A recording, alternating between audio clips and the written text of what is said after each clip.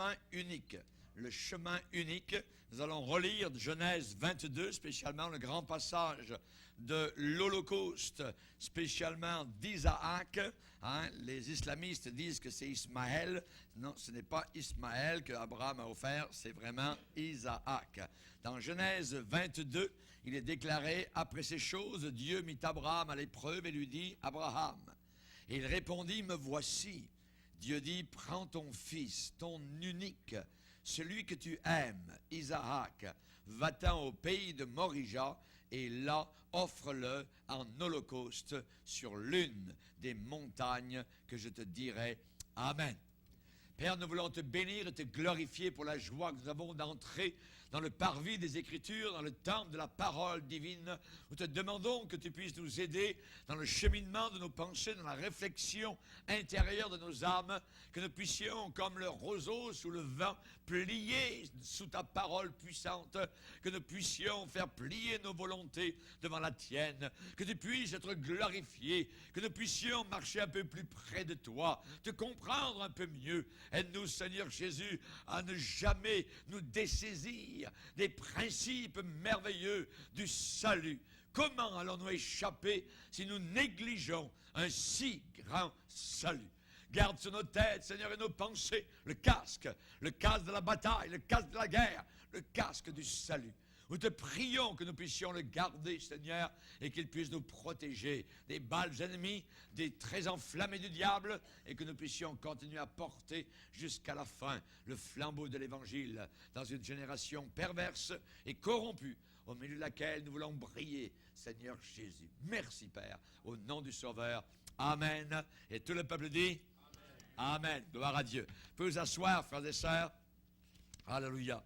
Ce matin, nous avons vu spécialement donc ce chemin unique. Nous avons vu que les pensées de Dieu ne sont pas les pensées des hommes. La manière avec laquelle les gens pensent être sauvés n'est pas la manière de Dieu. Ce qu'il faut, c'est avoir la façon de Dieu, la pensée de Dieu. Certaines personnes pensent que leur religion va les sauver.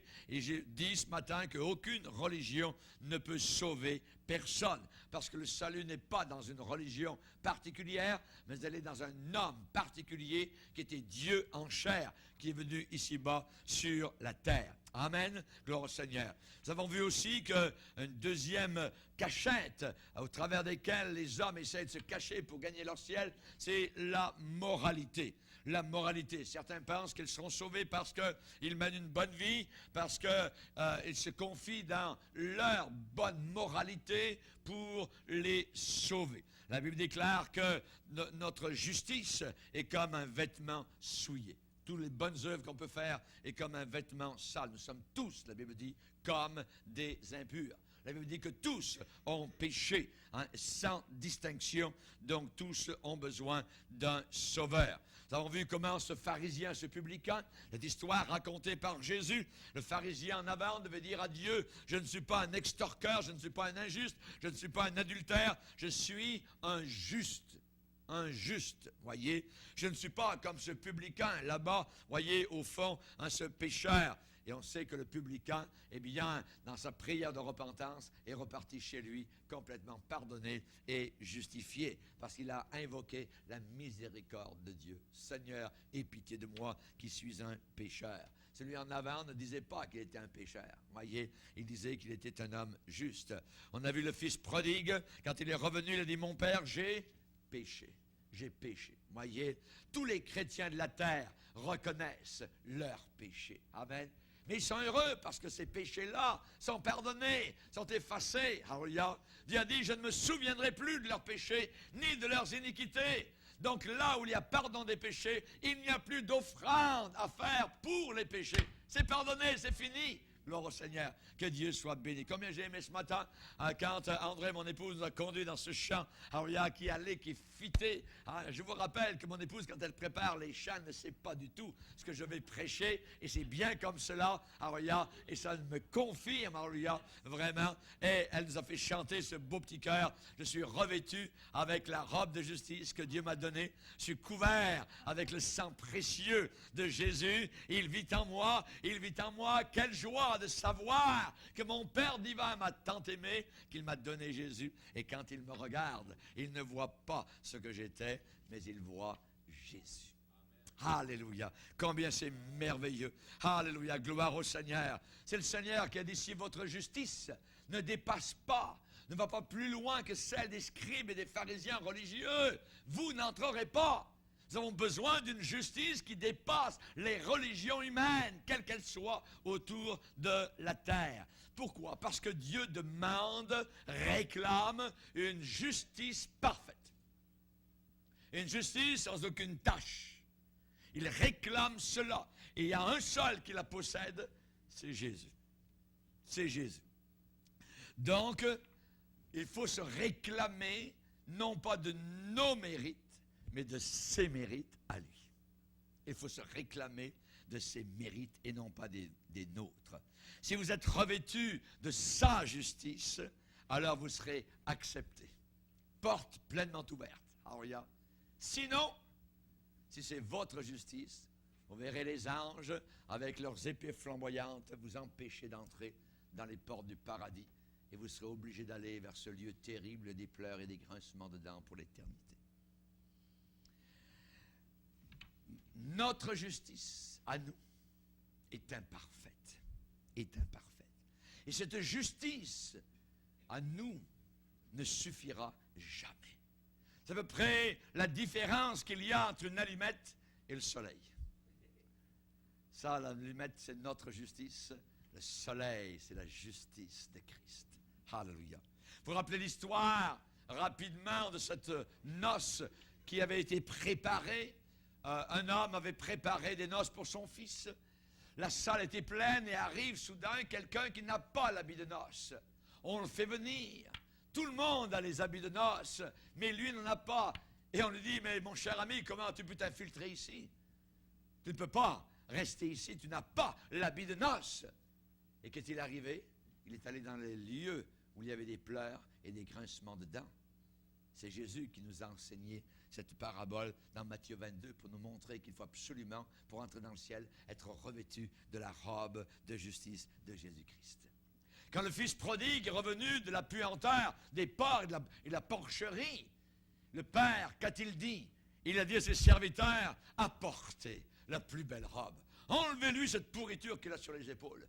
Enlevez-lui ce manteau qui est tout percé de tous bords, de tous côtés. Ces lambeaux. Mettez-lui la plus belle robe. Alléluia. Cette plus belle robe, je l'ai. Alléluia. Et beaucoup de chrétiens l'ont parce qu'ils sont venus à la croix du calvaire. Nous sommes un jour allés à la garde-robe du maître. Nous avons pris, alléluia, alléluia, gloire au Seigneur, sa robe de justice. Nous l'avons enfilée, alléluia, oh, alléluia. Nous n'avons plus aucun sentiment de péché. Conscience de nos péchés passés, tout a disparu. C'est merveilleux, c'est sa justice. Et combien nous en bénéficions. Lisez avec moi dans Ésaïe 62. Ésaïe chapitre 62.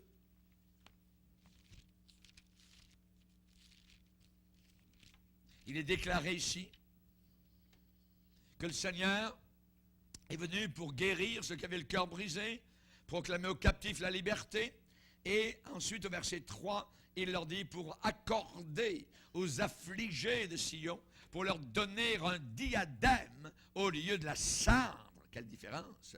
Une huile de joie au lieu du deuil, un vêtement de louange au lieu d'un esprit abattu. Un peu plus loin, verset 10, et nous le chantons. Je me réjouirai en l'Éternel. Vous connaissez?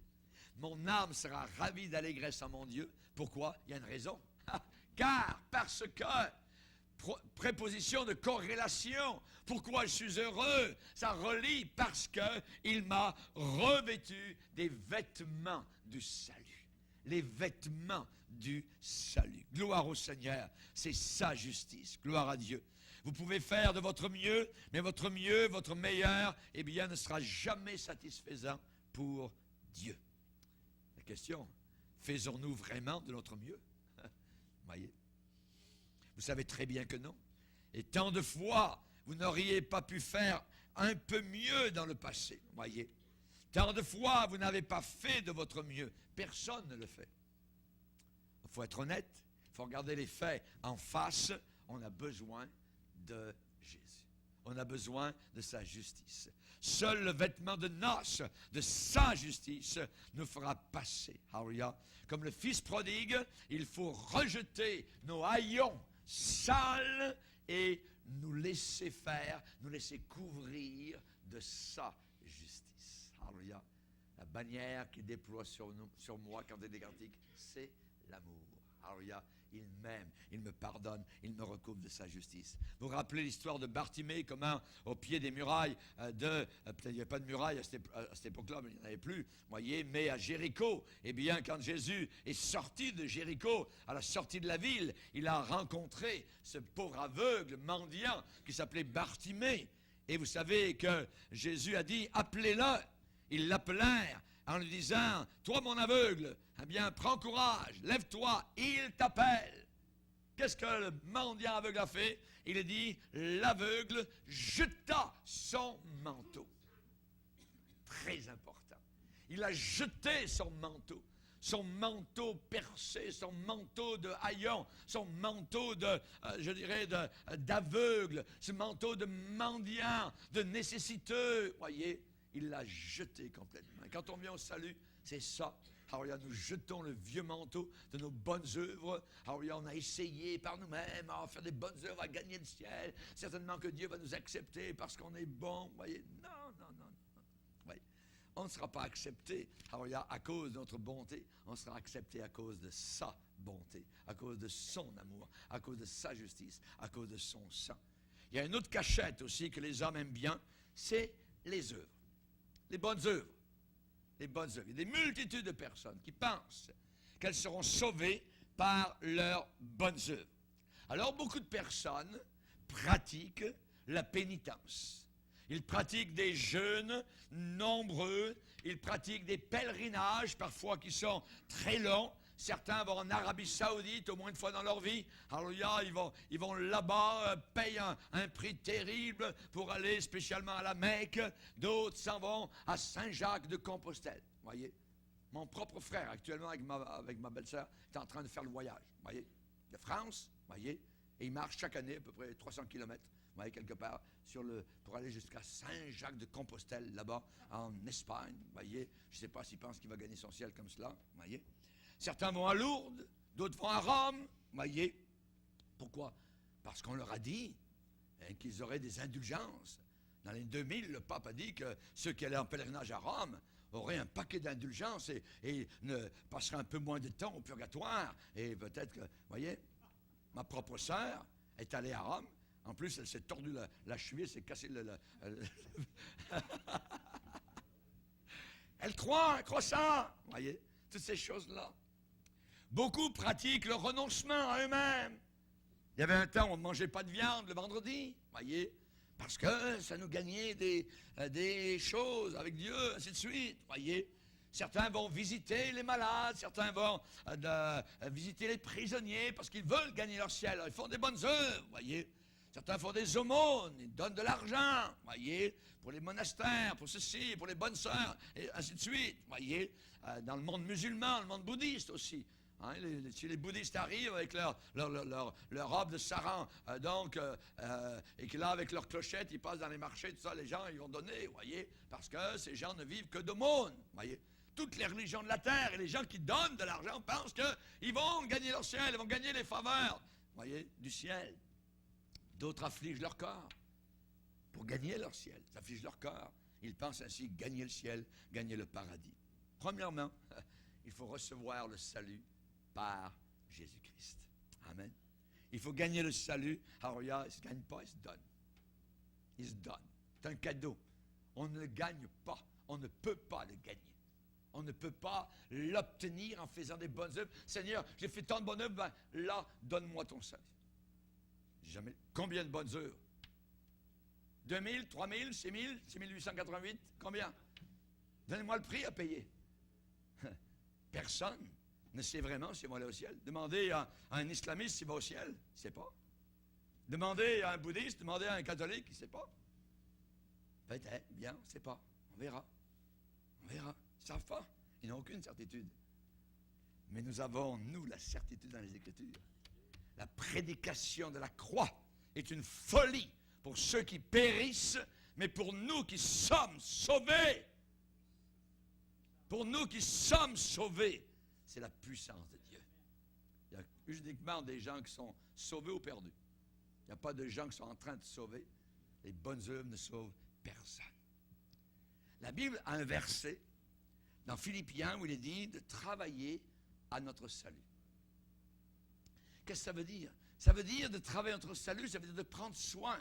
Comme si on nous a donné un jardin, comme Adam et Ève, voyez. Eh bien, prenez soin du jardin dans Genèse, avant la chute. Eh bien, ils avaient le jardin. Et nous avons le salut. Et nous devons y travailler dans le sens de le protéger, de le garder, d'empêcher les épines de pousser, d'empêcher les petits renards d'entrer, d'empêcher, je dirais, toutes sortes de sécheresses ou quoi que ce soit intérieur, de guider l'eau spirituelle vers notre vie personnelle, ainsi de suite. Vous comprenez? Oui. Dieu dit de travailler au salut qu'il nous a donné gratuitement. Comprenez cela? De travailler à notre salut qu'il nous a donné gratuitement. Premièrement, si je suis un étudiant, je dois faire quoi? Je ne suis pas étudiant, je dois m'inscrire. Inscription. Et nous avons été inscrits. Notre nom est inscrit dans le ciel. Jésus dit, ne vous réjouissez pas de ce que les démons vous sont soumis. Vous voyez, où les malades sont guéris, c'est très bien, merci Seigneur, mais réjouissez-vous surtout de ce que votre nom est inscrit dans le livre de vie. Alléluia. L'étudiant doit premièrement s'inscrire. Nous, on doit premièrement avoir notre nom inscrit, alléluia, comme un être sauvé. Et ensuite, l'étudiant va travailler à sa carrière de collégien. Le salut que j'ai reçu il y a 40 ans, il n'est pas amélioré 40 ans plus tard. C'est la même chose que la première minute, la première seconde où j'ai été sauvé. Il n'y a aucune amélioration à y faire. Vous voyez? Mais ma vie personnelle grandit dans la sanctification, dans la connaissance de Dieu, dans la connaissance des Écritures. Vous voyez? Et évidemment, je suis sauvé et les récompenses ne viendront pas à cause que j'ai gagné mon salut, mais les récompenses viendront à cause de la fidélité que j'ai eue dans ce chemin étroit du salut. Rappelez-vous le bon larron cloué à côté de Jésus. Qu'est-ce qu'il a fait pour être sauvé? Qu'est-ce qu'il a fait comme bonne œuvre pour être sauvé? Rien. Aucune œuvre pour être sauvé. Il ne pouvait pas travailler, ses mains étaient clouées. Il ne pouvait rien faire pour, comme on dit souvent dans le langage commun, se racheter. Il était un pénitent. Il était avec un esprit de repentance. Mais pouvait-il faire quelque chose maintenant pour essayer de dire, Jésus, je reconnais que j'ai mal fait, mais je vais essayer de gagner mon ciel. Il ne pouvait rien faire. Il était cloué, c'était fini. Dans quelques heures, il serait mort. Il serait dans l'éternité. Il ne pouvait rien faire. Il ne pouvait pas travailler. Il ne pouvait faire aucune œuvre. Et il n'a rien fait. Et cependant, Jésus l'a sauvé. C'est merveilleux. Moi, je bénis le Seigneur. On n'a rien à faire. Tout a été fait. Tout a été fait. On n'a rien, absolument rien à faire. Et c'est la raison maintenant pour laquelle on peut avoir sur la tête, spirituellement parlant, un casque qu'on appelle le casque du salut. Ceux qui ne sont pas sauvés n'ont pas le casque du salut. Ils ne l'ont pas, vous voyez. Le plan de l'homme, je dirais bien le plan de l'homme pour le salut, c'est un verbe, faire. Ça, c'est le plan de l'homme. Il faut que je fasse ceci.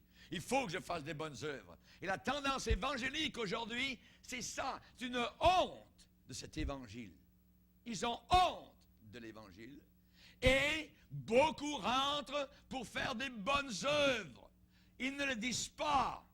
Mais c'est sous-jacent. Tout cela, ça revient à la religion dans laquelle nous étions auparavant. Qui enseigne, fais des bonnes œuvres et tu vas aller au ciel. C'est complètement faux. Ce n'est pas selon les Écritures. Dieu est pour les bonnes œuvres. Dieu aime les bonnes œuvres, mais aucune bonne œuvre ne sauvera. Il y en a une seule, c'est celle de Jésus sur la croix du Calvaire. Alléluia. Le plan de l'homme pour le salut, c'est faire. Le plan de Dieu, alléluia, Dieu va parler de ce qui a déjà été fait. Et Dieu ne demande pas de faire, il demande de croire. Croire. Imaginez un paralysé, un paralytique. Que va-t-il faire comme bonne œuvre? Que va-t-il se ramasser comme, je dirais, comme un capital de bonnes œuvres lorsqu'il va arriver dans le ciel? Il ne peut pas en faire. Peut-être qu'il était paralysé depuis l'âge de 7-8 ans, une chaise roulante toute sa vie, tout ça. À ce moment-là, s'il fallait faire des bonnes œuvres, il serait exclu.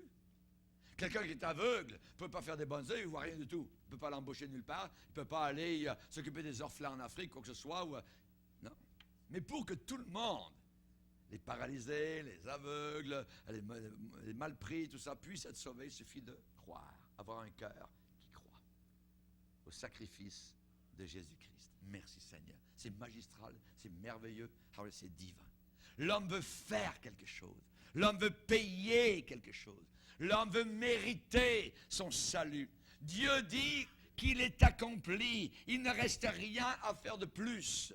Il ne reste rien à faire de plus. Jésus l'a accompli complètement. Raison pour laquelle sur la croix, il a dit, tout est accompli. Le job est fini. Le travail est achevé. C'est lui qui l'a fait.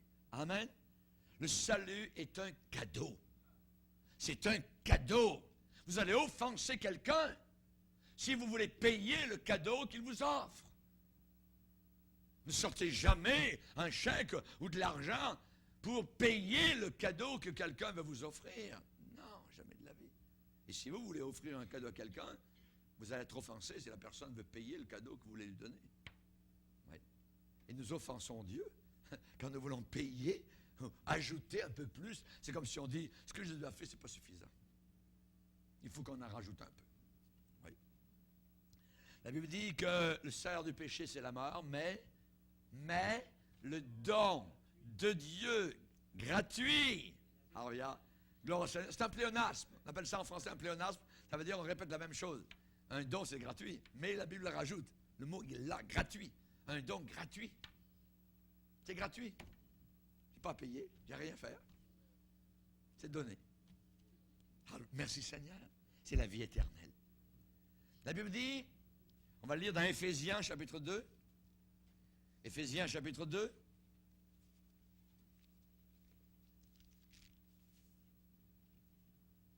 Il est dit au verset 8, car c'est par la grâce. Grâce, on pourrait dire en synonyme, faveur non méritée. Car c'est par la grâce que vous êtes sauvés, par le moyen de la foi. Et écoutez bien, ça renverse la muraille des religions. Cela ne vient pas de vous. C'est le don de Dieu. Ce n'est pas par les œuvres. Pourquoi? Afin que personne ne se glorifie. Amen. Ce n'est pas par les œuvres. Afin que personne ne se glorifie. Et nous avons des gens religieux qui enseignent aux multitudes. C'est par les œuvres. C'est par les œuvres. Il faut que je fasse pénitence, il faut que je fasse des jeûnes, il faut bien gagner son ciel, il faut que j'aille en pèlerinage, il faut que je fasse des aumônes, il faut faire ceci et cela, il faut que je renonce à moi-même, il faut que tout cela. Non, non. Que pouvez-vous faire pour gagner un don et un cadeau? Si vous payez pour cela, ce n'est plus un don. Si vous payez, ce n'est plus un don. Si vous travaillez pour obtenir ce don alors que vous y avez droit, ce n'est pas un don. Et un don gratuit, c'est le salut. C'est le salut. Je l'ai accepté. Alléluia. Le fils prodigue. Le fils prodigue. Qu'est-ce qu'il a payé quand il est revenu à la maison de son père? Quand vous me direz combien il a payé, je vous dirai combien vous devez payer. Amen. Alléluia. Cherchez cette semaine. Alléluia. Dans la Bible, d'un côté et d'autre, fouillez, allez-y. Quand vous allez me dire, Pasteur Bourgier, le fils prodigue a payé tant, voyez, pour revenir dans le cœur de son père, alors moi, à mon tour, je vous dirai combien vous devez payer pour entrer dans le cœur du Père céleste. Il n'a rien payé. Pourquoi? Parce qu'il n'avait rien. Il était en faillite.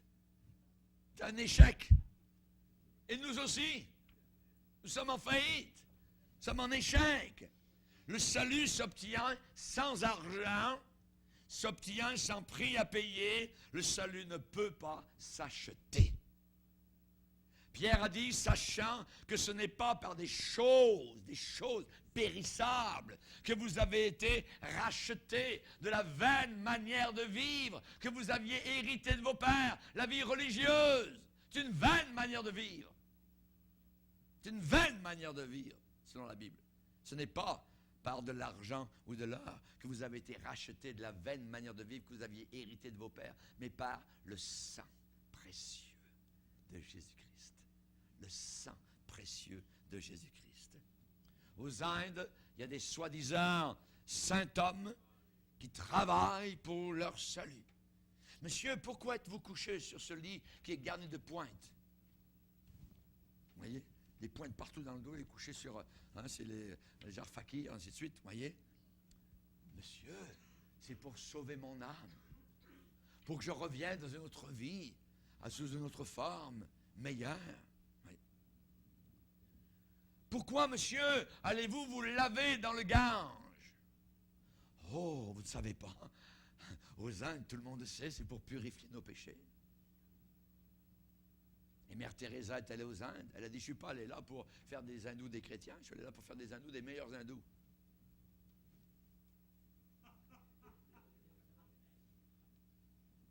Avec toutes ces bonnes œuvres, elle ne gagne pas le ciel. Et combien d'églises évangéliques et de livres chrétiens, un livret chrétien marque Mère Teresa comme une chrétienne. Elle n'était pas chrétienne. C'était une sœur catholique romaine qui a fait beaucoup de bien, mais qui n'a pas connu le salut de Dieu en Jésus-Christ par le sang de la croix.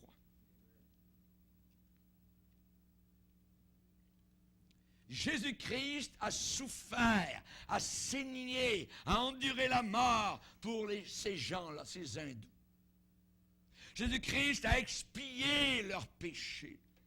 Et Dieu est satisfait, non pas des bonnes œuvres de Mère Teresa, ou de Pasteur Bourgier, ou de sœur ou de frère un tel. Dieu est content, satisfait de l'œuvre de Christ, son Fils, à la croix du Calvaire.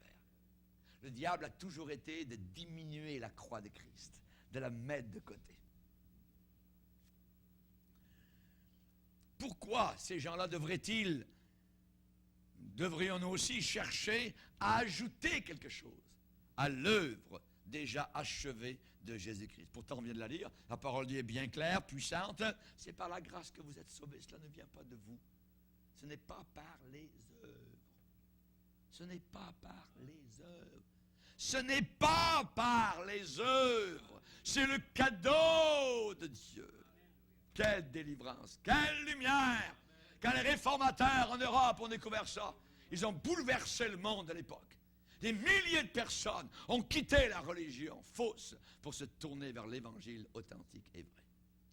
Et ils en sont morts. Il y a des gens qui sont morts pour leur foi en Jésus-Christ. Parce qu'ils refusaient de croire que lorsque le prêtre catholique élève l'hostie, que la galette devient le corps réel de Jésus-Christ. Des hommes sont morts, ont été tués, décapités, parce qu'ils ne croyaient pas dans la messe catholique. Mais nous, aujourd'hui, pas de problème. Comment allons-nous nous tenir devant ces gens-là qui ont été décapités là-haut dans la gloire? Ils avaient raison. Et bien souvent, nous avons tort. Tite, chapitre 3, verset 5. Nous sommes sauvés non pas à cause des œuvres de justice que nous aurions faites, mais selon sa miséricorde. Lisez avec moi dans Romains 4. Romains 4, verset 5. Ou même le verset 4, 4. Romains 4.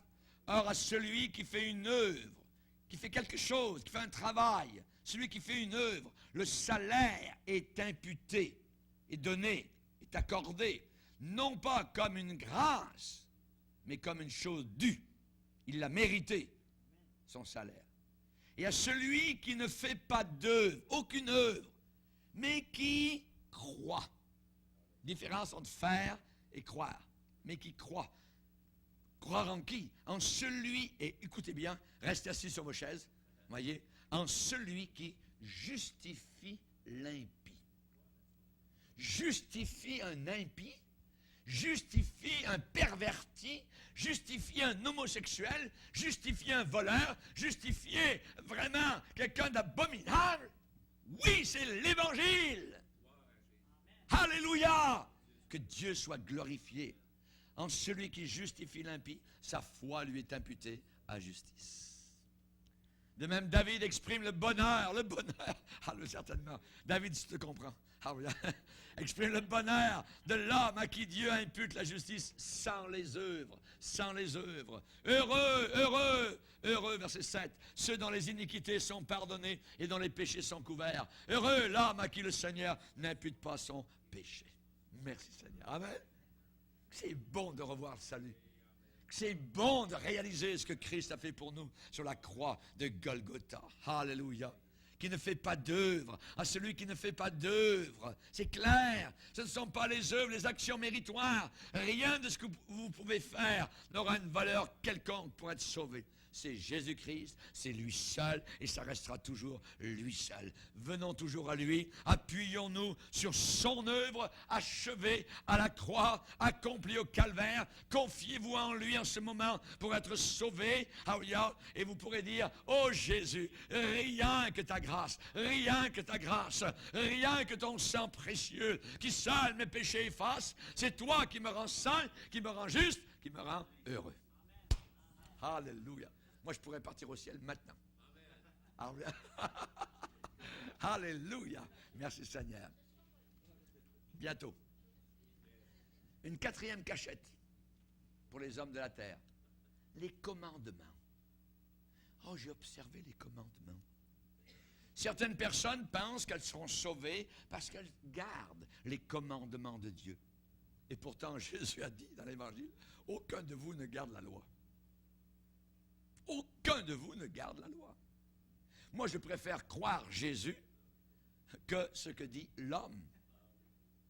Nous n'avons pas gardé les commandements, et nous le savons très bien. Tu n'auras pas d'autre Dieu, tu ne voleras pas, tu ne mentiras pas, tu ne convoiteras pas, ainsi de suite. Et vous connaissez tous les commandements, voyez. Les avons-nous observés? Une fois ou l'autre, dans votre vie, vous avez brisé un de ces commandements. Et moi aussi. Jacques a déclaré, quiconque observe toute la loi, quiconque obéit à toute la loi, mais pêche contre un seul commandement, cette personne devient coupable de tous les commandements. La personne devient une voleuse, une adultère, en train de convoiter, un idolâtre, tout ce que vous voulez. Nous avons tous été ça. Personne ne peut se tenir devant la loi de Dieu. Hey, papier, hey, j'obéis. Non, personne. Nous sommes coupables sur toute la ligne. Amen. Il y a un point quelque part, il y a un péché quelque part, il y a un commandement qui a été brisé. Et si vous avez fait cela, vous avez brisé toute la loi, toute la loi de Dieu, les 10 commandements. Alors nous sommes ruinés, nous sommes coupables, condamnés. Alléluia, nous sommes pécheurs, nous avons transgressé. Rappelez-vous le jeune homme riche qui est venu vers Jésus. Hey, Jésus, j'ai observé tous les commandements. Oh oui. Ça n'a pas été très loin. Il est reparti tout triste. Il n'a pas été sauvé. Il n'a pas été sauvé. Voyez. Qu'est-ce qu'on va faire à ce sujet-là par rapport à ces commandements? Pour ceux qui disent, ah ben, moi j'observe les commandements de Dieu. Oui. Certains vont dire, ah ben, c'est vrai peut-être, j'ai pas observé les commandements, mais je vais tourner une nouvelle page. Je vais tourner une nouvelle page, on va commencer une nouvelle page, on va vivre comme il faut, et je ne briserai plus jamais les commandements. N'en soyez pas si certains. Franchement, je ne vous crois pas. Et même si vous le pouviez dans le futur, vous avez toujours à la queue derrière vous votre passé. Qu'est-ce que vous allez faire avec le passé? Qu'allez-vous en faire? Les commandements que vous avez brisés dans le passé, voyez?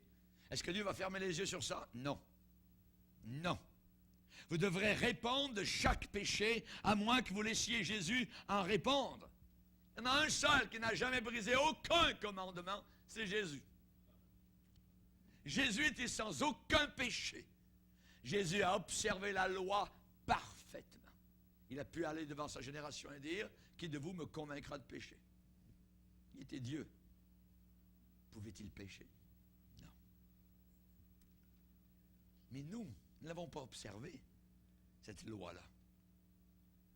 Alors il faut qu'il y ait une expiation qui soit faite. Il faut qu'il y ait un sacrifice quelque part qui soit offert. Et Jésus-Christ est mon agneau. Jean-Baptiste, tu as raison de dire, voici l'agneau de Dieu. Pas le Dieu Galette, du curé. Un homme en chair et en os qui était Dieu et qui arrivait à côté du Jourdain. Voilà l'agneau de Dieu qui ôte le sacrifice parfait. On n'a plus besoin des milliers d'agneaux qui ont été offerts pendant des siècles en Israël. Un seul arrive et c'était un homme. Mais qui allait être traité comme un animal. Parce que c'était une expiation qu'il allait faire. Alors, il est mon sacrifice. Il est mon sacrifice. Et lorsque Abraham a parlé à son fils Isaac en gravissant la montagne de Moriah, quand son fils lui a dit, mais papa, où est l'Holocauste? Où est l'agneau du sacrifice? Abraham lui a répondu, mon fils, Dieu se pourvoira lui-même. On comprend comment Jésus peut dire, Abraham a vu mon jour. Dieu s'est pourvu lui-même. Christ est Dieu. Et il s'est pourvu lui-même. Il s'est donné lui-même pour un pauvre pécheur comme moi et toi. Merci Seigneur. Alléluia. C'est vrai que les pages blanches de nos vies sont belles. C'est vrai qu'une vie pure est idéale. Mais souvenez-vous que vous devez encore rendre compte des vieilles pages, voyez, avec leurs tâches du passé. Si quelqu'un dit, ben, moi, à partir de maintenant, moi je vais observer les commandements. Oui, mais le passé, vous en faites quoi? Dieu ne passera pas outre, voyez. Il faut qu'elles soient rendues blanches, ces pages du passé. Comment on va faire? Dieu ne fermera pas les yeux. Chaque dette doit être effacée. Si vous accumuliez, par exemple, des dettes chez l'épicier, et un jour vous commencez à payer comptant, voyez, ce que vous achetez, qu'est-ce qui va arriver? Est-ce que ça va effacer votre dette du passé? Non, pas du tout. Certainement pas. La dette demeure jusqu'à ce qu'elle soit payée. On peut recommencer une nouvelle page dans nos vies si on veut. On peut commencer à essayer d'observer les commandements de Dieu si on le peut. Mais que ferons-nous pour ces commandements que nous avons brisés dans le passé? On va faire quoi? Mais, supposez qu'arrive quelqu'un de majestueux, de riche, avec une démarche noble, qui vient vers vous et qui vous dit, est-ce que tu as une dette? Oui. Combien? Oh, je vais toute te la payer. Ah, hé, mes amis, c'est ça le salut. C'est là le salut. Ma dette a été payée. Alléluia. Quand j'ai compris ça, mes amis, j'ai commencé à répandre l'évangile partout. Alléluia. Partout. Un an après, j'étais ici, à Montréal. Je partais les après-midi avec des valises entières au métro, dans les rues, rue Saint-Jacques, centre de Montréal. Passer des heures à parler de Jésus sur la rue, tout ça. Certains me donnaient des gifles, certains mettaient les pamphlets par terre. C'est pas grave, on les ramasse, tout ça, et on continue. Parce que j'ai compris, ma dette est payée. Quand je reprenais le métro pour retourner à l'école publique, c'est comment ça se fait? Je me sens tellement bien à l'intérieur. Il y a un confort, on dirait que c'est pneumatique, on dirait que c'est le Saint-Esprit qui est là. On n'a plus aucune conscience de nos péchés passés. C'est terminé. Oh, le diable peut essayer de nous les rappeler, mais c'est effacé. C'est effacé, c'est terminé. Alléluia, gloire au Seigneur. Chers amis, si quelqu'un entre et paye ma dette, le résultat, c'est que maintenant, on peut commencer une nouvelle vie.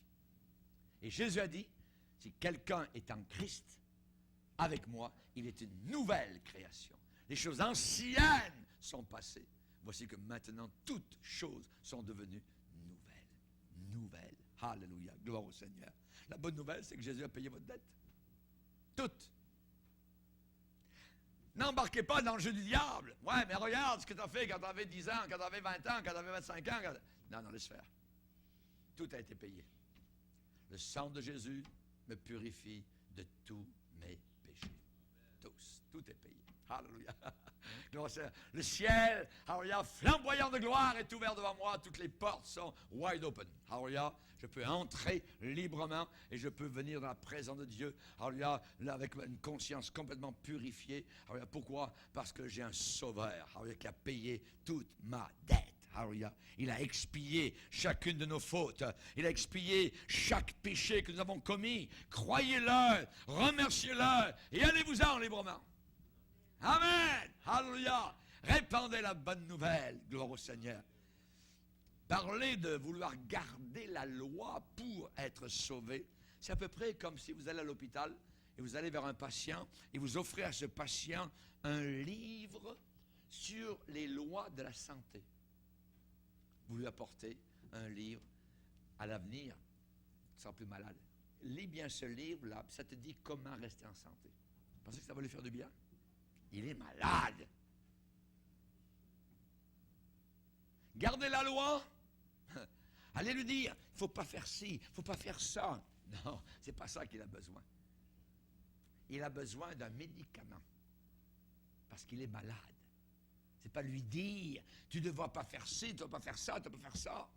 Non, non. Voyez? Lui, il a un cancer peut-être. Lui, il a besoin de guérison. Et nous aussi, nous sommes malades. On a besoin de quelqu'un qui puisse enlever notre maladie. On a le cancer du péché qui nous range. On a besoin de quelqu'un qui puisse nous donner la santé spirituelle. Alléluia. Une espérance merveilleuse. Alléluia. Non pas seulement nous donner un livre sur la santé. Un livre de loi. C'est froid. Jésus, il a fait tout ça.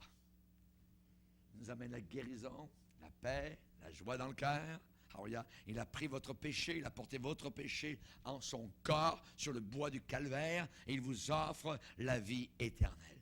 L'apôtre Paul a été en bataille constamment, sans fin, contre les judaïsants qui voulait retourner à la loi. C'était Jésus plus la loi. Non, non, non.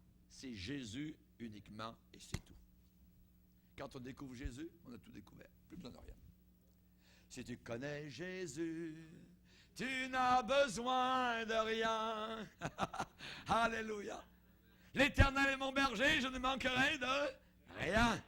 Si vous avez Jésus, vous avez tout. Si vous n'avez pas Jésus, vous avez tout manqué. La Bible dit, dans Romains 3, nul ne sera justifié devant lui par les œuvres de la loi. Nul ne sera justifié devant lui par les œuvres de la loi. Romains 3, 20. Romains 3, 28. L'homme est justifié par la foi, sans les œuvres de la loi. Sans aucune œuvre. Lisez avec moi dans Galates. Galates chapitre 2, verset 15, même 16, sachant néanmoins que ce n'est pas par les œuvres de la loi que l'homme est justifié, mais par la foi en Jésus-Christ. Nous aussi, nous avons cru en Jésus-Christ afin d'être justifiés par la foi en Christ. Et non par les œuvres, les bonnes œuvres de la loi. Parce que, écoutez bien, nulle chair, personne, pas une seule personne, ne sera justifiée par ces bonnes œuvres, par les œuvres de la loi. Verset 21, je ne rejette pas la grâce de Dieu, car si la justice s'obtient par la loi, c'est-à-dire par les bonnes œuvres, Christ est donc mort en vain. Si c'est par nos bonnes œuvres qu'on est sauvé, Ça ne servait à rien que Jésus meure sur la croix. Pourquoi il est mort? Il aurait pu rester là-haut. Si on peut gagner son ciel. C'est bien clair. Ouais. Et toutes les religions de bonnes œuvres et de bonté, et les gens sont impressionnés par les bonnes œuvres, vous voyez. Ils sont impressionnés. Oh, tant de bonnes œuvres, tout ça. Alors, la personne va aller au ciel direct. Ouais. Non, elle va aller en enfer direct. Si elle n'a pas placé sa foi en Jésus-Christ. À la croix du calvaire où le sang a coulé. En terminant, je vous dirais que Jésus-Christ est le seul sauveur. Jusqu'ici, on a vu seulement la manière de voir de l'homme, sa conception de la religion, de la moralité, des œuvres et des commandements. Et j'ai prouvé que cette conception est fausse. Et je vais maintenant me tourner vers le chemin du salut de Dieu, un seul qui puisse sauver, Jésus-Christ ressuscité, vivant. Jésus a dit, je suis le chemin, la vérité et la vie. Nul ne vient au Père que par moi. Aucun autre. Pas la religion, pas la moralité, pas les bonnes œuvres, pas les commandements. Jésus-Christ, le Fils de Dieu, est le seul sauveur. Il est le chemin. Alléluia. Imaginez Obama qui a déclaré en disant, il y a de nombreux chemins menant au même endroit. Menant au même endroit. Il n'est pas sauvé. Oui, à même endroit, c'est ça. Même endroit de l'enfer. Il y a de nombreux chemins menant au même endroit. Il s'est juste trompé d'endroit.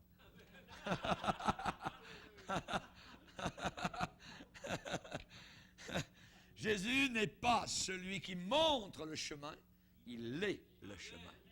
Il est le chemin. Je marche en lui. Alléluia. Je marche dans sa grâce et dans son amour. Nul ne vient au Père que par lui. Alléluia. Pas par Moïse, pas par Bouddha, pas par Mohammed, Confucius, un prêtre, un pasteur, un pape, seulement par Jésus-Christ. Seulement par Jésus-Christ. Pierre a dit, il n'y a de salut en aucun autre, car il n'y a sous le ciel aucun autre nom qui a été donné parmi les hommes par lequel nous devions être sauvés. Alléluia. Je dirais, il n'y a pas de déclaration plus claire dans la Bible que cela. C'est clair, c'est net. Il n'y a salut en aucun autre, pas dans d'autres églises, pas un autre chemin. Alléluia, il faut croire cela. Alléluia. Pas si on est catholique ou grec orthodoxe ou copte ou protestant ou luthérien, méthodiste, presbytérien, anglican, baptiste, évangélique, pentecôtiste, bouddhiste, mahométan, disciple de Confucius. Non, aucun autre que Jésus. Jésus, Jésus, Jésus. Alléluia. Je ne me souviendrai plus de leurs péchés. Là où il y a pardon du péché et il n'y a plus d'offrande pour le péché. Plus besoin de messe, plus besoin de sacrifice, plus besoin de pèlerinage, plus besoin de chapelet, plus besoin de rien. Alors, plus besoin de rosaire, plus besoin de lit avec des épines pour les hindous, plus besoin du gange, voyez, de lieux sacrés pour laver son âme. Non, tout a été fait à la croix du calvaire. Tu lui donneras le nom de Jésus, c'est lui qui sauvera son peuple de ses péchés. Amen. C'est lui. Alléluia. Gloire au Seigneur. Voulez-vous vous détourner de tous les autres et vous confier en lui et en lui seul? C'est lui qui pardonne tous tes péchés. C'est lui qui guérit toutes tes maladies. C'est lui qui te fait rajeunir comme l'aigle. C'est lui qui t'emmènera de la terre au ciel. C'est lui, c'est lui, c'est lui. Alléluia. Oui, mais pasteur, est-ce qu'il va vouloir me sauver? Est-ce qu'il va vouloir me sauver? Ah oui. Jésus a dit, je ne mettrai pas dehors celui qui vient à moi. Celui qui vient à moi. Alléluia. Je ne le rejetterai pas. C'est les paroles mêmes du Seigneur. Alléluia. Il peut vous rejeter ou vous accepter. C'est un des deux. Et il dit qu'il ne vous rejettera pas. Merci Seigneur. Alléluia. Il vous acceptera. Béni soit Dieu. Alléluia. Qu'est-ce qu'on doit faire? Eh bien, vous pensez peut-être que puisque Dieu a pourvu au salut, vous ne devez rien faire. Hein? Erreur. Voyez, vous devez accepter l'offre de Dieu. Si vous offre un verre d'eau, voyez, je vous dis, tiens, t'as soif, tiens un verre d'eau. Puis vous passez à côté, vous passez proche, très proche, voyez, même vous passez les lèvres dessus, mais à côté, voyez. Vous allez mourir de soif à côté du verre. Il faut l'accepter, il faut boire. Ah, ça rafraîchit. C'est ça le salut. C'est ça le salut. On peut le savoir dans la tête, ça, mais tant qu'on ne l'a pas avalé, tant qu'on ne l'a pas expérimenté, accepté, voyez, c'est le cadeau. On vous offre un cadeau, la personne est là en avant, puis, voyez, là, vous pensez, je ne sais pas trop, je sais pas, tout ça, c'est... Non. Il faut le prendre. Et quand vous l'avez pris, il est à vous. La vie éternelle, c'est aussi simple que cela. Baissons nos têtes et prions Dieu. Seigneur, merci. Merci pour tant de grâce. Merci pour tant d'amour que tu nous as démontré à la croix du Calvaire. Oh, comme tu es bon, Seigneur. Nous ne voulons pas être des gens religieux.